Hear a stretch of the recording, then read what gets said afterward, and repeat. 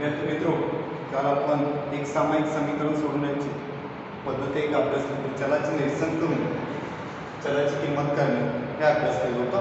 आज आपण त्यानंतर जी पद्धत येते ती आपली आलेख पद्धत होती, पण आलेख पद्धत आपण नंतरच्या पाठामध्ये बोलणार आहोत. सर्वप्रथम आपण निश्चयक पद्धत बघू. निश्चयक काय असतो ते आधी आपण निश्चयक म्हणजे डिटरमिनंट. ओके, यामध्ये ए बी सी डी बघा, दोन आडव्या ओळी, दोन उभे स्तंभ दिसतात आपल्याला या ठिकाणी. म्हणून या निश्चयकाची जी कोटी आहे ती 2 आहे. त्यामुळे दोन आडव्या ओळी आणि दोन उभ्या. दोन आडव्या ओळीमध्ये ए बी आणि सी डी, उभे स्तंभ घेतला तर ए सी आणि बी डी. म्हणून या निश्चयकाची कोटी किती असेल? 2 असेल. आता या निश्चयकाची निश्चयक म्हणजे ए बी सी डी ह्या कोणत्याही संख्या असू शकतात, कोणत्याही वास्तव संख्या इथं असू शकतात. या निश्चयकाची कोटी 2. या निश्चयकाची किंमत कशी काढायची? निश्चयकाची किंमत त्रिकस गुणाकार ए गुणिले डी वजा बी गुणिले सी या पद्धतीने निश्चयकाची किंमत काढली. तर या ठिकाणी फॉर एक्झाम्पल आपण उदाहरण घेऊया. 2 3 4 5 कोणतेही नंबर्स आपण मेन्शन केले. ओके, तर या निश्चयकाची किंमत काय येऊ शकते? त्रिकस गुणाकार करायचं. 2 आणि 5 चा गुणाकार 2 गुणिले 5 वजा 3 गुणिले 4. ओके, 2 गुणिले 5 किती येतील? 10. 3 चौक 12. 10 वजा 12 किती येतात? वजा 2. म्हणजे या निश्चयकाची किंमत किती आली? -2. ओके, जनरली निश्चयक हा अल्फाबेटिकल लेटरनं रिप्रेझेंट केला जातो. हा निश्चयक जो असेल तो कोणताही ए न रिप्रेझेंट केला जाऊ शकतो, बी न केला जाऊ शकतो, सी न केला जाऊ, कोणताही कॅपिटल लेटर इथे यूज केलं जाऊ शकतो. ओके, त्यालाच निश्चयक असं म्हटलं. म्हणजे कोणत्याही निश्चयकाची किंमत आपल्याला फाइंड आउट करता आली. आणखी एक उदाहरण पाहू.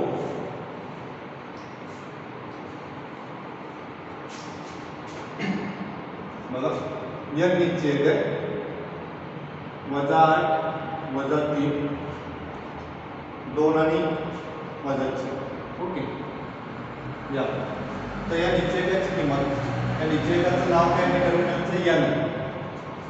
त्रिकस गुणाकार करायचं. मेथड सेम आपली. -1 मल्टिप्लाय बाय -4. ओके, इथं स्क्वेअर ब्रॅकेट देऊ शकता, तर मायनस साइन आहे. पुन्हा मायनस, पुन्हा -3 इंटू 2. ओके, पुन्हा स्क्वेअर ब्रॅकेट या ठिकाणी. 8 चौक 32 वजा वजा अधिक होणार, हे वजा चिन्ह मधलं. 3 दोन्ही 6 -6 त्यामुळे ब्रॅकेट टाका. ओके, 32 त्यामुळे वजा वजा अधिक होईल, म्हणजे 32 अधिक 6 38. म्हणजे n निश्चयकाची किंमत किती आली? 38. ओके, या पद्धतीने आपण कोणत्याही निश्चयकाची किंमत फाइंड आउट करू शकतो. ओके, याच्यावरच पुढे आपण एक सामायिक समीकरण सोडवण्याची निश्चयक पद्धत आपण अभ्यास. तत्पूर्वी निश्चयकाची किंमत फाइंड आउट करता येणं खूप महत्त्वाचं आहे, तरच तुम्ही निश्चयक पद्धत वापरू शकता. ओके, नेक्स्ट बरेचसे एक्झाम्पल तुमच्या प्रॅक्टिस सेट 1.3 मध्ये दिलेले आहेत. निश्चयकाची किंमती काढा, तर तुम्ही सराव करू शकता. पुढचा आपण निश्चयक पद्धतीने एक सामायिक समीकरण सोडवू. निश्चयक पद्धती आहे. Okay, means determinant method. Determinant method for solving simultaneous equations. Determinant method पण म्हणतात. त्याचबरोबर क्रॅमर्सची पद्धत असं देखील म्हणतात. क्रॅमर्स पद्धती किंवा क्रॅमर्स रूल असं देखील याला म्हटलं जातं. ओके, क्रेमरची पद्धती असं देखील त्याला म्हणतात. क्रेमरची पद्धती गणितज्ञाचं नाव आहे क्रेमर्स. ओके, डिटरमिनंट बघा. एक सुरुवातीला आपण इंट्रोडक्शन बघतोय. समजा a1x अधिक b1y बरोबर c1. हे एक दोन चलाचं रेषीय समीकरण आहे. सेकंड a2x अधिक b2y बरोबर c. हे एक दोन चलाचं रेषीय समीकरण.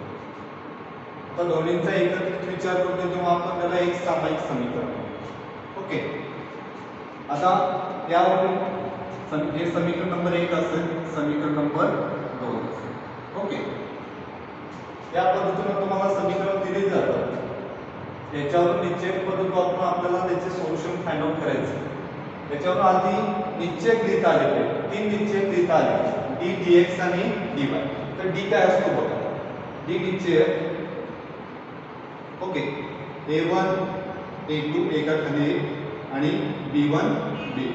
म्हणजे थोडक्यात काय x चे सहगुणक एका खाली एक घ्यायचे आणि y चे सहगुणक एका खाली एक घ्यायचे. ओके.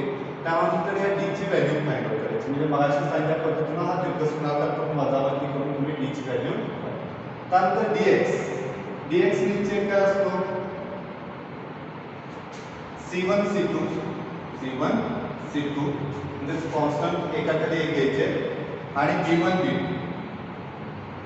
b2 म्हणजे कोणाचे सहगुणक y चे सहगुणक. ओके.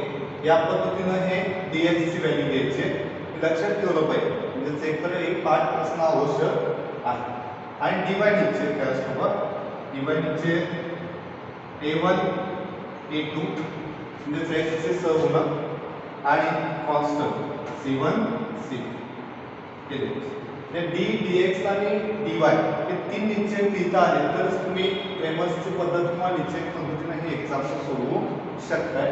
याच्यावरून त्यांच्या व्हॅल्यू फाइंड आउट करायचे. त्यानंतर क्रेमर्स पद्धतीनुसार त्याचं सोल्युशन x बरोबर dx अपॉन काय असतं d असतं.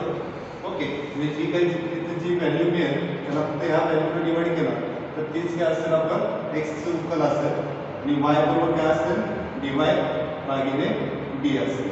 ओके. या पद्धतीने आपल्याला xy च्या व्हॅल्यू मिळू शकतात. तीच काय असणार आहे आपल्याला दिलेल्या एक सामायिक समीकरणाची उकल असेल. ओके. हो आपण एक एक्झाम्पल बघू. एक्झाम्पलच्या द्वारे तुम्हाला समजेल पण हा मेन पार्ट माहिती असणं आवश्यक आहे. ओके. तुमचा एक्झाम्पल आपण निश्चयक पद्धतीने क्रेमर्स पद्धतीने एक सामायिक समीकरण सोडवून. ओके. हा पार्ट आपण अभ्यास केला त्या पार्टमध्ये एक एक्झाम्पल आपण या ठिकाणी पाहतो. ओके. मग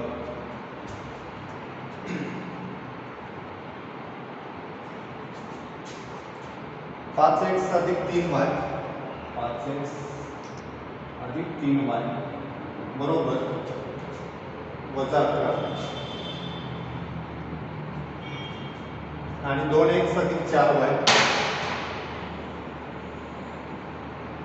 बरोबर वजा 2. ओके. चेक करतोय. 5x अधिक 3y बरोबर वजा 11 आणि 2x अधिक 4y बरोबर वजा. ओके. आपण निश्चयक पद्धतीने कशा पद्धतीने सोडवतो पाहतो. दिलेली समीकरणे सुरुवातीला जनरल फॉर्म म्हणजे x अधिक by बरोबर c या स्वरूपात असणं आवश्यक आहे. ओके. नसतील तर त्या स्वरूपात करून घ्यावे लागेल.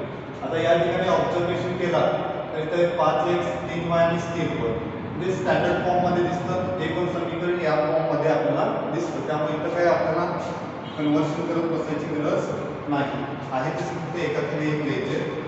दिलेली समीकरणे 5x अधिक 3y बरोबर वजा 11 त्याला समीकरण नंबर 1 द्या. ओके. समीकरण नंबर दिनाचा अर्थ नाही दिला तर काय 5 फरक पडत नाही. 2x अधिक 4y बरोबर वजा 10 त्याला समीकरण नंबर. ओके. समीकरण एकाकडे एक व्यवस्थित लिहायचे. x पदाखाली x y च्या खाली y स्थिर पदाच्या खाली म्हणजे आपल्याला निश्चय लिहिणं सोपं जातं. आता d निश्चय लिहायचे आपल्याला. मगाशी मी d निश्चय सांगितलेलं आहे काय असतो a1 b1 आणि a2 b2 या पद्धतीने. ओके. म्हणजे 5 3 2 आणि 4. ओके. लिहिता आलं पाहिजे तरच पुढे जाता येईल. आता या d निश्चयाची व्हॅल्यू फाइंड आउट करायची. तिथं समोरच पुढे आपण सोडत जाऊ. ओके. किंवा खाली गेला खाली घेऊ शकतो. ओके.